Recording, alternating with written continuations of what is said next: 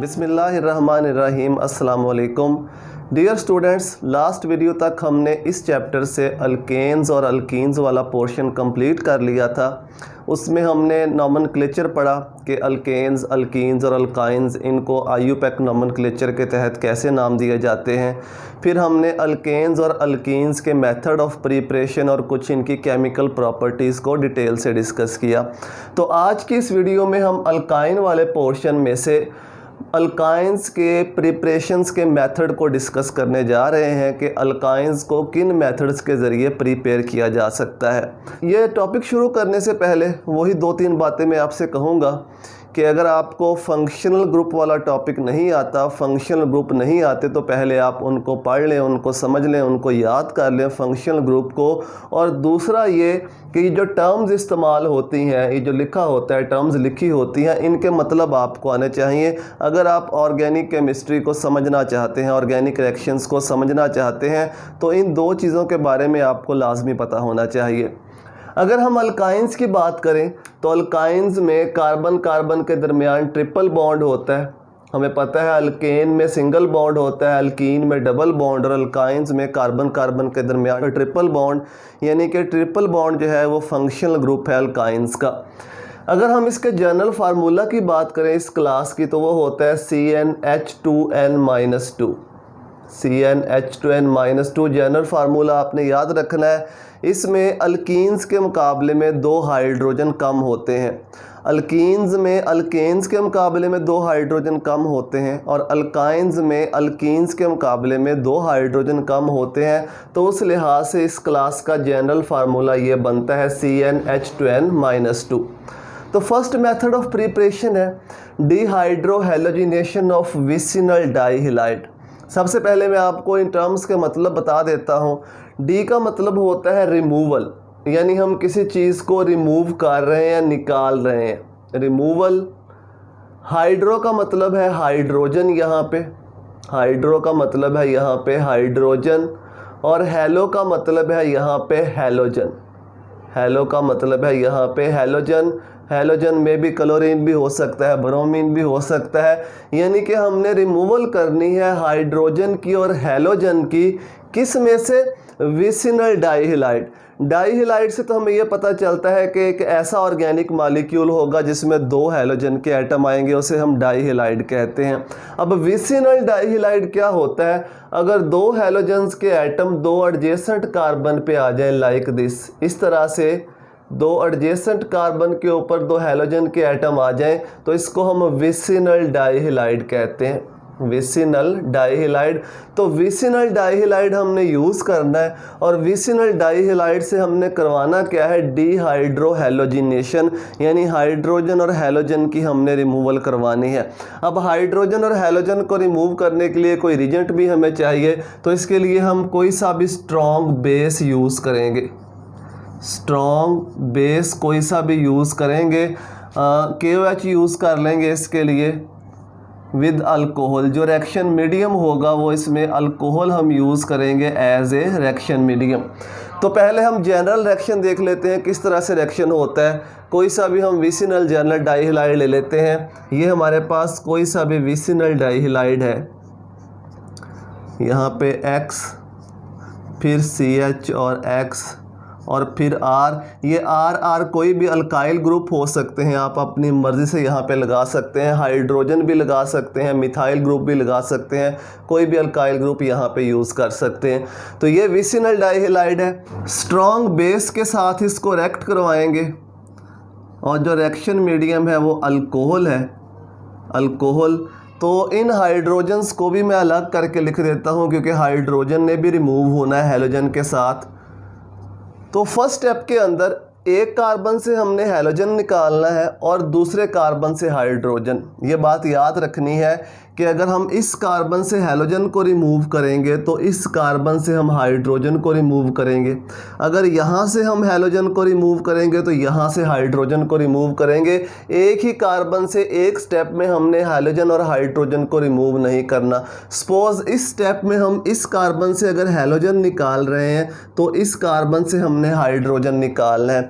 Halogen और hydrogen को आपस में मिला दो, HX बन जाएगा, और जब ये निकलेंगे, इनके निकलने से यहाँ पे सिंगल बॉन्ड जो होगा वो कन्वर्ट हो जाएगा डबल बॉन्ड में। ये वाला जो सिंगल बॉन्ड होगा ये कन्वर्ट हो जाएगा डबल बॉन्ड में, यानी इन दोनों कार्बन्स के दरमियान डबल बॉन्ड बन जाएगा। ऐसे कह लो कि ये वाला जो बॉन्ड है ये यहाँ पे शिफ्ट हो जाएगा, ये वाला बॉन्ड यहाँ पे शिफ्ट हो जाएगा, सिंगल बॉन्ड कन्वर्ट हो जाएगा डबल बॉन्ड में। और जो बाकी चीज़ रह जाएगी वो ये होगा R कार्बन, इस कार्बन के साथ हाइड्रोजन रह जाएगा और यहाँ पे बन जाएगा डबल बॉन्ड, इस कार्बन के साथ हैलोजन रह जाएगा और इस साइड पे भी अल्काइल ग्रुप। तो डबल बॉन्ड डेवलप हो गया। अब एक स्टेप हमने मज़ीद करवाना है। इसी को लो, इसी मालिक्यूल को जो यहाँ पे बना है इसी को लो RC, यहाँ पे H आ जाएगा, कार्बन कार्बन डबल बॉन्ड, यहाँ पे हैलोजन और फिर R, फिर बेस के साथ स्ट्रॉन्ग बेस और जो रिएक्शन मीडियम है वो हम अल्कोहल लेंगे। फिर वैसे ही रिएक्शन होगा, इस कार्बन से हैलोजन जाएगा और इस कार्बन से हाइड्रोजन जाएगा। जब ये निकलेंगे तो यहाँ पे जो डबल बॉन्ड है ये कन्वर्ट हो जाएगा ट्रिपल बॉन्ड के अंदर। तो ये H और X आपस में मिलकर HX बना देंगे और बाकी प्रोडक्ट बन जाएगी ये वाली। तो ये हमारा रिक्वायर्ड अल्काइन है जिसको हमने प्रिपेयर करना है। 2 स्टेप्स के अंदर ये रिएक्शन कंप्लीट होता है। पहले स्टेप में एक मालिक्यूल निकलेगा HX का, ठीक है, डबल बॉन्ड बनेगा। फिर सेकंड स्टेप में उसी को रिपीट करेंगे तो दूसरा मालिक्यूल निकलेगा HX का, तो ट्रिपल बॉन्ड जनरेट हो जाएगा। आप इसको ऐसे भी लिख सकते हैं, HX इसको लिख दो, या ऐसे करो कि जो X है, ये वाला जो X है, इस X को मिला दो इस K के साथ, KX बन जाएगा, KX बन जाएगा प्लस, और ये वाला जो H है इसको OH से मिला दो, वाटर बन जाएगा।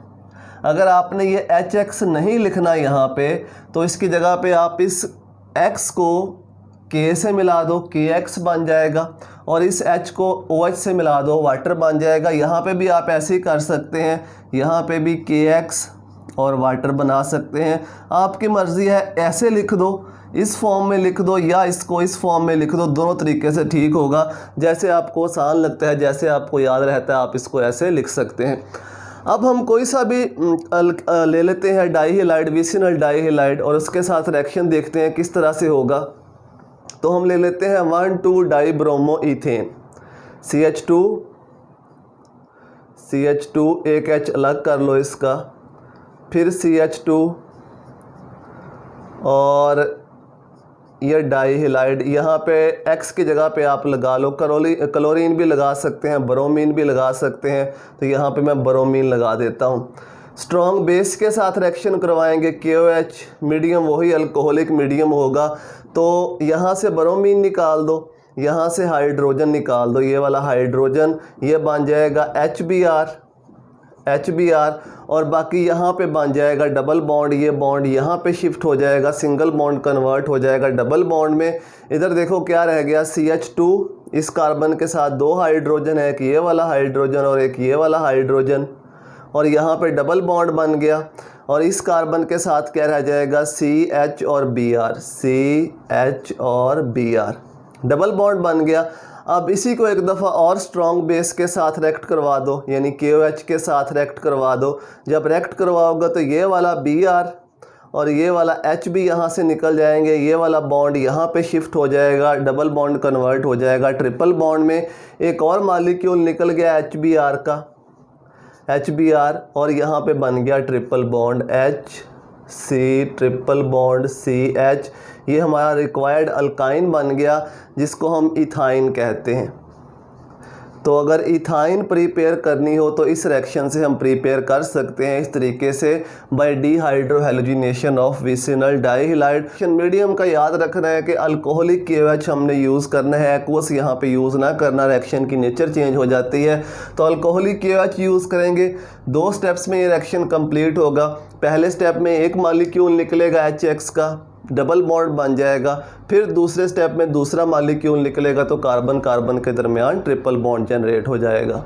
Next method, dehalogenation of tetrahalides. Again आपको मतलब समझ में आ गया होगा। डी का मतलब होता है रिमूवल, यानी हम रिमूव कर रहे हैं किसी चीज़ को।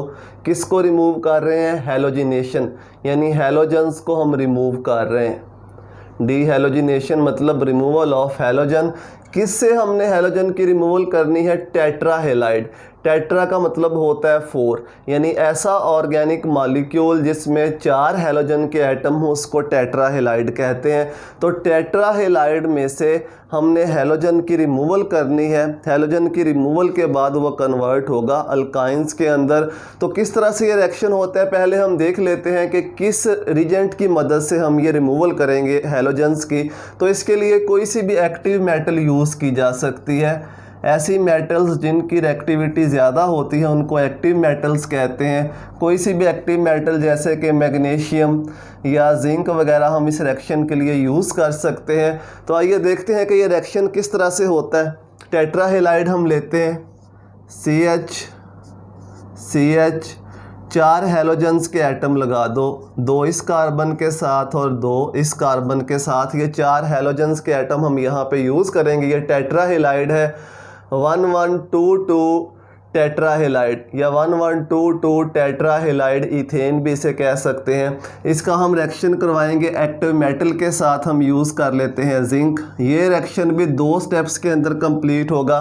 पहले स्टेप के अंदर इस कार्बन से 1 हैलोजन और इस कार्बन से 1 हैलोजन, 2 हैलोजन के एटम निकालने हैं, इन दोनों को मिला देना है जिंक के साथ। तो ये बन जाएगा ZnX2 और यहाँ पे कार्बन कार्बन के दरमियान जो सिंगल बॉन्ड है ये कन्वर्ट हो जाएगा डबल बॉन्ड के अंदर। तो ये बन जाएगा डबल बॉन्ड, 1 हैलोजन रह जाएगा इस कार्बन के साथ और 1 हैलोजन रह जाएगा इस कार्बन के साथ। फिर अगेन सेकंड स्टेप में इसी को यूज़ करो, carbon carbon double bond, 1 halogen यहाँ पे है इस कार्बन के साथ और 1 इस कार्बन के साथ है।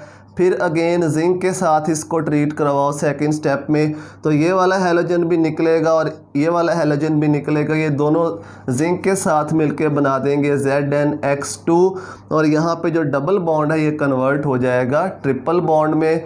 तो ये हमारी रिक्वायर्ड प्रोडक्ट बन जाएगी, CH triple bond CH ethyne बन जाएगा।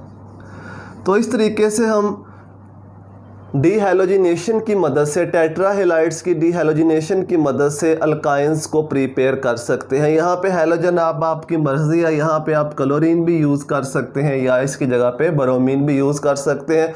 बिल्कुल सेम वैसे ही रिएक्शन है जैसे हमने पिछला पढ़ा है। 2 स्टेप में रिएक्शन कंप्लीट होगा। पहले स्टेप में सिंगल बॉन्ड जाएगा डबल बॉन्ड में और दूसरे स्टेप में वही डबल बॉन्ड फिर कन्वर्ट हो जाएगा ट्रिपल बॉन्ड के अंदर। नेक्स्ट मेथड है कोब्स electrolytic method. Examination point of view से बहुत ही इंपॉर्टेंट है लॉन्ग क्वेश्चन के लिहाज से। तो कोब्स इलेक्ट्रोलिटिक मेथड में हम इलेक्ट्रोलिसिस करवाते हैं साल्ट की। आपको पता है कि इलेक्ट्रोलिसिस के दौरान कैथोड और एनोड पे डिफरेंट रिएक्शन होते हैं और प्रोडक्ट्स बनती हैं। तो यहाँ पे हम किस साल्ट की इलेक्ट्रोलिसिस करवाएंगे, पहले हम उस साल्ट को देख लेते हैं और फिर इस रिएक्शन की तरफ आते हैं। तो हम साल्ट यूज़ करेंगे अनसैचुरेटेड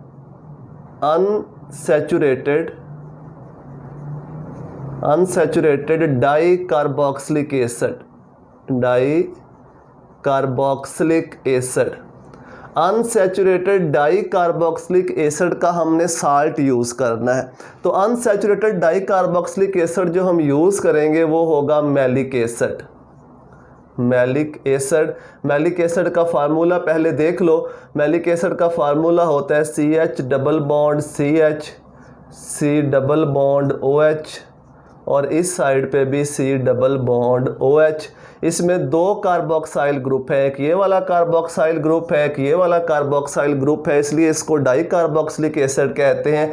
अनसैचुरेटेड क्योंकि कार्बन कार्बन के दरमियान डबल बॉन्ड है तो इसलिए अनसैचुरेटेड डाई कार्बोक्सिलिक एसिड है। इसका हमने साल्ट यूज़ करना है। तो साल्ट बनाने के लिए सिंपली क्या करेंगे, इन दोनों हाइड्रोजन्स को हम पोटाशियम से भी रिप्लेस कर सकते हैं, सोडियम से भी। अगर पोटाशियम का साल्ट बनाना है तो यहाँ पे पोटाशियम लगा दो, अगर सोडियम का साल्ट बनाना है तो सोडियम लगा दो। तो हम पोटाशियम का साल्ट बना लेते हैं, यहाँ पे भी पोटाशियम लगा दो, यहाँ पे भी पोटाशियम लगा दो। तो ये साल्ट बन जाएगा salt of unsaturated di carboxylic acid. इसको हम कहेंगे पोटेशियम मेलेट। ये साल्ट का जो नाम होगा वो पोटेशियम मेलेट होगा। इसको इस फॉर्म में भी ऐसे भी लिखा जा सकता है जैसे हमने इसको लिखना है रिएक्शन के अंदर, इस फॉर्म में। थोड़ा रीअरेंज करके लिखा है, चीज़ वही है। तो इसको इस फॉर्म में हमने लिखना है। सॉरी, यहाँ पे पोटेशियम लगा देते हैं क्योंकि हमने साल्ट यूज़ करना है। तो इस साल्ट का नाम क्या होगा? Potassium malate. तो इस साल्ट को हमने यूज़ करना है इस रिएक्शन के दौरान। इसकी हमने करवानी है इलेक्ट्रोलिसिस। जब इलेक्ट्रोलिसिस करवाएंगे एनोड और कैथोड पे रिएक्शन होंगे, उन्हीं रिएक्शंस के दौरान जो है वो अल्काइन की फॉर्मेशन होगी, उसके साथ और भी प्रोडक्ट्स बनेंगे, उनको हम डिस्कस कर लेते हैं। तो सबसे पहले तो इस साल्ट को हम वाटर में डिज़ोल्व करेंगे। जब इसको वाटर में डिज़ोल्व करेंगे तो इसकी आयोनाइजेशन होगी, यानी पॉजिटिव और जो नेगेटिव आयंस हैं वो सेपरेट हो जाएंगे। तो सबसे जो पहला स्टेप है वो हम इसकी आयोनाइजेशन लिखते हैं कि इसकी आयोनाइजेशन किस तरह से होती है साल्ट की। मतलब जब इसको वाटर में डिज़ोल्व करते हैं तो किस तरह से आयोनाइज होता है। CH double bond CH, C double bond OH, ओ पोटेशियम, यहाँ पे पोटेशियम का साल्ट हम यूज़ कर रहे हैं। तो इस तरीके से साथ हम 2 मॉलिक्यूल वाटर के यूज़ करेंगे। ये आयोनाइज होगा साल्ट। जब ये आयोनाइज होगा तो इसके पॉजिटिव और नेगेटिव आयंस अलग हो जाएंगे। ये इसका एक नेगेटिव आयन बनेगा, ये पूरा जो मैं यहाँ पे लिख रहा हूँ, ये वाला मेलेट आयन बनता है। ये इसका नेगेटिव आयन है और 2 जो होंगे पोटेशियम पॉजिटिव आयंस यहाँ से सेपरेट हो जाएंगे। तो इस स्टेप को हम कहते हैं आयोनाइजेशन, यानी साल्ट को हमने वाटर में डाला तो साल्ट आयोनाइज हो गया। अब जब हमने साल्ट को वाटर में डाला, बीकर के अंदर साल्ट वाटर के अंदर डाल दिया, उसको डालने के बाद फिर हमने इसमें से करंट पास करना है। जब करंट पास करेंगे तो कैथोड और एनोड के ऊपर रिएक्शन होंगे। पहले हम एट एनोड रिएक्शन लिख लेते हैं कि एनोड के ऊपर किस तरह से रिएक्शन होगा। एनोड के ऊपर जो रिएक्शन होता है वो होती है ऑक्सीडेशन, और ऑक्सीडेशन की डेफिनेशन है रिमूवल ऑफ इलेक्ट्रॉन। ये वाला जो नेगेटिव आयन है ये इस एनोड के ऊपर आएगा। जब ये एनोड के ऊपर आएगा ये नेगेटिव आयन, तो इसकी ऑक्सीडेशन होगी, यानी ये अपना इलेक्ट्रॉन लूज़ करेगा। किस तरह से लूज़ करेगा ये देखते हैं। CH double bond CH, single bond carbon oxygen, इस ऑक्सीजन पे नेगेटिव चार्ज और इस ऑक्सीजन पे भी नेगेटिव चार्ज। अब जब जो यहाँ पे नेगेटिव चार्ज है, ये नेगेटिव चार्ज वाली जगह पे 2 इलेक्ट्रॉन है, इस ऑक्सीजन पे भी और इस ऑक्सीजन पे भी। इनमें से एक इलेक्ट्रॉन लूज़ हो जाएगा ड्यूरिंग ऑक्सीडेशन। एक इलेक्ट्रॉन यहाँ से लूज़ होगा, एक इलेक्ट्रॉन यहाँ से लूज़ होगा। टोटल कितने इलेक्ट्रॉन लूज़ हो गए? 2 इलेक्ट्रॉन। बाकी जो मॉलिक्यूल बच गया उसको एज सच लिख दो, CH double bond CH, C double bond O। इस ऑक्सीजन पे भी एक इलेक्ट्रॉन बच गया और इस ऑक्सीजन पे भी एक इलेक्ट्रॉन बच गया, क्योंकि एक इलेक्ट्रॉन इनका रिमूव हो गया तो ये एक इलेक्ट्रॉन बच गया, फ्री रेडिकल बन गए। ऑक्सीडेशन हो गई, इलेक्ट्रॉन लूज़ हो गया, फ्री रेडिकल बन गया। लेकिन ये जो फ्री रेडिकल बनता है ये अनस्टेबल है। अब ये खुद को ब्रेक डाउन करेगा, इसकी ब्रेक डाउन होगी। जब ब्रेक डाउन होगी तो फाइनल प्रोडक्ट्स बनेंगी। ऑक्सीडेशन हो गई, यहाँ पे इसने इलेक्ट्रॉन लूज़ कर दिए, लेकिन ये जो फ्री रेडिकल बना है ये अनस्टेबल है। अब ये खुद को स्टेबलाइज कैसे करेगा? अपनी ब्रेक डाउन करेगा। कैसे ब्रेक डाउन होगी उसको देख लेते हैं। तो ये वाला बॉन्ड, ये वाला हिस्सा अलग हो जाएगा यहाँ से, और यहाँ से भी ये वाला हिस्सा जो है ये अलग हो जाएगा। ये 2 मॉलिक्यूल बन जाएंगे CO2 के। एक CO2 का मॉलिक्यूल यहाँ से और एक यहाँ से। ये वाला इलेक्ट्रॉन और ये वाला इलेक्ट्रॉन ये आपस में मिलकर यहाँ पे डबल बॉन्ड बना देंगे, यहाँ पे डबल बॉन्ड। क्योंकि हमें पता है CO2 का फार्मूला क्या होता है। अगर इसका स्ट्रक्चर देखें तो CO2 का स्ट्रक्चर इस तरह से होता है, कार्बन और ऑक्सीजन के दरमियान डबल बॉन्ड होता है। तो एक तो डबल बॉन्ड पहले ही है, यहाँ पे सिंगल बॉन्ड है, ये सिंगल बॉन्ड डबल में कैसे कन्वर्ट होगा? एक इलेक्ट्रॉन ये वाला आएगा और एक इलेक्ट्रॉन ये वाला, ये यहाँ पे डबल बॉन्ड बना देंगे। इस तरह से एक इलेक्ट्रॉन ये वाला और एक इलेक्ट्रॉन ये वाला, ये यहाँ पे डबल बॉन्ड। तो 2 मॉलिक्यूल यहाँ से बन जाएंगे CO2 के, 2 मॉलिक्यूल बन जाएंगे CO2 के यहाँ से। और बाकी क्या बच गया?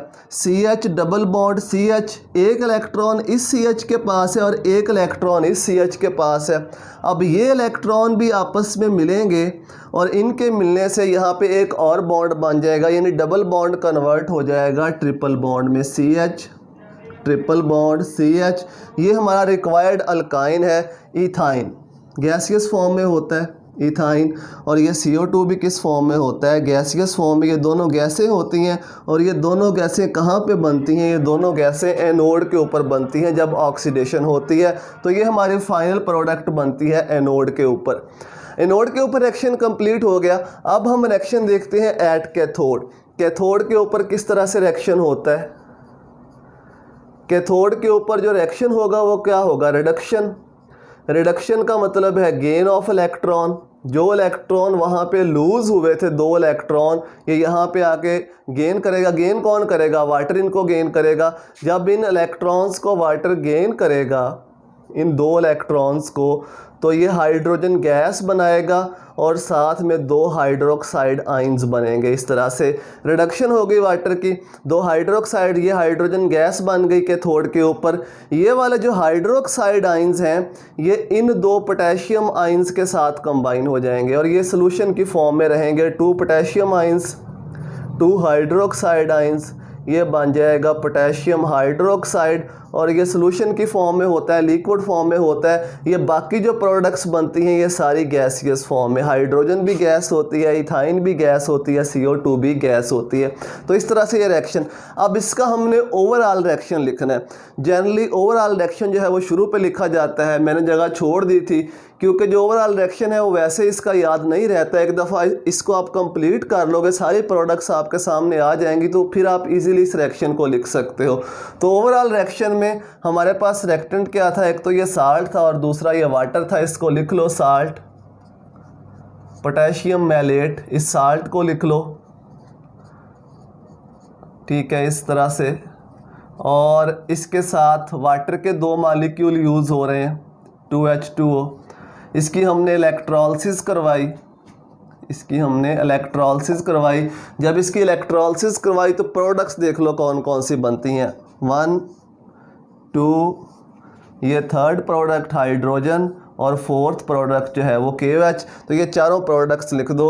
2 मॉलिक्यूल CO2 के बनते हैं, 1 मॉलिक्यूल इथाइन का बनता है, 1 मॉलिक्यूल हाइड्रोजन का बनता है और 2 जो है वो मॉलिक्यूल KOH के बनते हैं। ये टोटल 4 प्रोडक्ट्स बनती हैं। ये रिएक्शन इसलिए मैंने शुरू पे नहीं लिखा था कि ये ऐसा याद नहीं रहता। पहले आप एक दफ़ा रिएक्शन को कंप्लीट कर लो, इसकी जगह छोड़ दो ऊपर। जब आप रिएक्शन कंप्लीट कर लोगे उसके बाद जो प्रोडक्ट्स बनती हैं उनको देख के आप इस ओवरऑल रिएक्शन को यहाँ पर लिख सकते हो। तो इस तरीके से कोब्स इलेक्ट्रोलिटिक मेथड के ज़रिए salt of unsaturated dicarboxylic acid को यूज़ करते हुए अल्काइंस को प्रिपेयर किया जाता है। लेकिन ये ज़्यादा एफिशिएंट मेथड नहीं है क्योंकि इसमें प्रोडक्ट्स बहुत ज़्यादा बनती हैं। ये भी गैस है, इथाइन भी गैस है, हाइड्रोजन भी गैस है, तो इनकी सेपरेशन ज़रा डिफ़िकल्ट हो जाती है। इसलिए ज़्यादा एफिशिएंट मेथड नहीं है अल्काइंस को प्रिपेयर करने के लिए। Last method, industrial preparation of ethyne. Industry के अंदर इंडस्ट्रियल स्केल पर इथाइन को कैसे प्रिपेयर करते हैं। तो इंडस्ट्री के अंदर इथाइन को प्रिपेयर करने के लिए कैल्शियम कार्बाइड, इसका रिएक्शन करवाया जाता है वाटर के साथ। जब इसको वाटर के साथ रिएक्ट करवाते हैं तो वहाँ से इथाइन गैस प्रिपेयर होती है। कैल्शियम कार्बाइड कैसे प्रिपेयर किया जाता है। कैल्शियम कार्बाइड को प्रिपेयर करने के लिए लाइम, जिसे हम चूना कहते हैं, लाइम को रिएक्ट करवाया जाता है कार्बन के साथ। जब इसको कार्बन के साथ रिएक्ट करवाते हैं तो यहाँ से कैल्शियम कार्बाइड बनता है और साथ में यहाँ से बनती है कार्बन मोनोऑक्साइड। तो ये कैल्शियम कार्बाइड का फार्मूला है। अब इस कैल्शियम कार्बाइड को हमने ट्रीट करवाना है वाटर के साथ। जैसे ही इसको वाटर के साथ ट्रीट करवाएंगे तो ये कन्वर्ट हो जाएगी इथाइन के अंदर। तो देखते हैं रिएक्शन किस तरह से होता है। कैल्शियम कार्बाइड कोवलेंट कंपाउंड है, ऑलमोस्ट आयनिक, बॉर्डर लाइन पे होता है आयनिक और कोवलेंट के। तो इसका फार्मूला होता है कैल्शियम कार्बाइड का like this, calcium carbide CaCO2 का इस तरह से कुछ स्ट्रक्चर होता है और इसको हमने ट्रीट करवाना है वाटर के साथ। 2 मॉलिक्यूल यूज़ करेंगे वाटर के, 2 मॉलिक्यूल यहाँ पे मैं लिख लेता हूँ वाटर को इस फॉर्म में। 2 मॉलिक्यूल वाटर के यूज़ करेंगे। जब ये रिएक्शन होगा तो ये वाला बॉन्ड ब्रेक होगा, कैल्शियम इन दोनों हाइड्रोक्साइड्स को अपने साथ मिला लेगा, ये बन जाएगा कैल्शियम हाइड्रोक्साइड।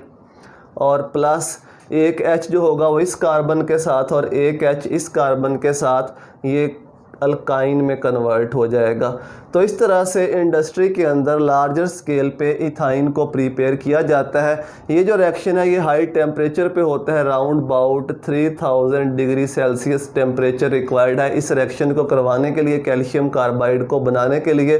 फिर उस कैल्शियम कार्बाइड को वाटर से ट्रीट करवा के उसको कन्वर्ट किया जाता है इथाइन के अंदर। तो ये कुछ मेथड्स थे अल्काइंस की प्रिपरेशन के। उम्मीद है कि ये मेथड्स आपको समझ में आ गए होंगे। मोस्ट इम्पॉर्टेंट जो मैंने आपको बताया इलेक्ट्रोलिटिक मेथड, जो कि लॉन्ग क्वेश्चन के लिहाज से इम्पॉर्टेंट है, और ये वाला शॉर्ट क्वेश्चन में बहुत इंपॉर्टेंट है कि इंडस्ट्रियली हम इथाइन को कैसे प्रिपेयर करते हैं। अगर आपको ये वीडियोस हेल्पफुल लगती हैं तो अपने दोस्तों के साथ शेयर करें, उनको बताएं ताकि वो भी हेल्प ले सकें। दुआ में याद रखिएगा। अल्लाह हाफिज़।